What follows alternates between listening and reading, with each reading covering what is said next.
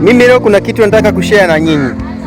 Kuna bodaboda bwana, nilimwona akapata ajali, akachukuliwa akapelekwa hospitali. Yule bodaboda kiukweli walikuwa hawajui anapaki wapi, maana alikuwa hajavaa reflector. Sasa tukataka tuwapigie ndugu zake ili kuwapa taarifa kwamba ndugu yenu kapata ajali. Simu yake ilikuwa na password.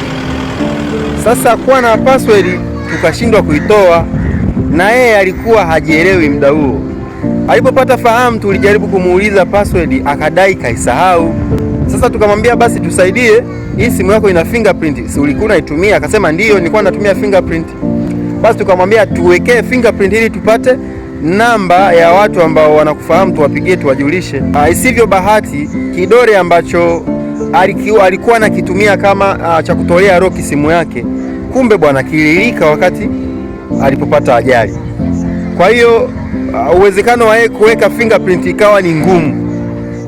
Kwa tulishindwa, yani mpaka sasa hivi mimi nimewaacha kule, hawajajua kwamba ile simu wanafanyaje ili wawape taarifa ndugu zake waje kumuona hospitali, kwa sababu kidole ambacho kinatoa password simu yake kimesagika alipodondoka kwenye ajali.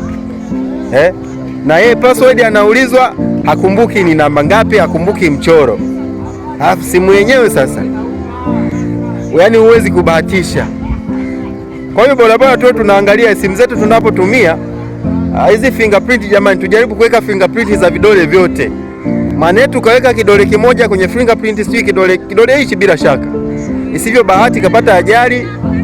Haya, kidole kimoja ambacho yeye alikuwa anakitumia kwenye fingerprint kimefanyeje? Kimesagika, kwa hawezi kutoa pattern ya simu yake. Sasa hapo unafikiri itakuwaje?